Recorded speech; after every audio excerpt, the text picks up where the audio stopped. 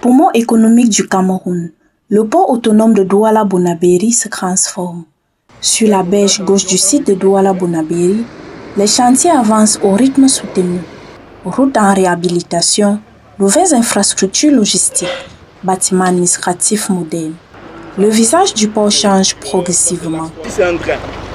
C'est le train, oui. Ça, c'est l'axe 3 de la deuxième.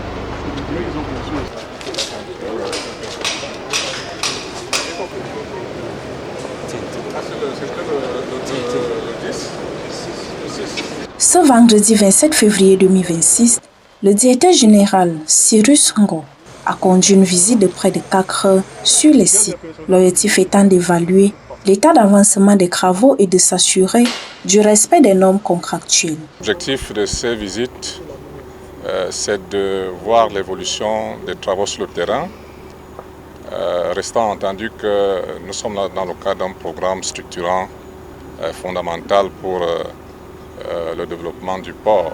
Parmi les projets phares, une nouvelle structure dédiée à la réception des marchandises comme le céréales, une installation stratégique qui permettra d'augmenter la capacité de traitement d'importation. Sur le site de construction de silos de stockage de céréales, c'est un projet qui est réalisé avec un partenaire privé qui est en train de construire cette super structure qui va accueillir du blé, du maïs et beaucoup d'autres céréales pour la sécurité alimentaire de notre pays.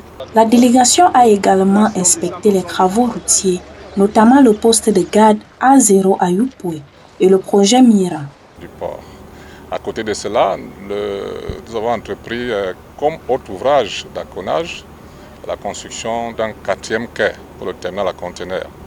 Ce 4e quai va augmenter les capacités de manutention au niveau de cette installation portuaire, restant entendu que la principale mission de la régie du terminal à conteneurs, c'est de faire de l'accounage spécialisé dans les marchandises qui arrivent en conteneurs. L'extension du terminal à conteneurs ainsi que la construction du futur bâtiment RTCI, un symbole d'autonomie et de modernisation. Nous avons vu que les travaux avancent normalement et que ce qui est réalisé est fait selon les règles de l'art. L'immeuble siège de la RTC qui est en construction, cet immeuble, le projet a été décidé parce que justement nous voulions bâtir un symbole très satisfait.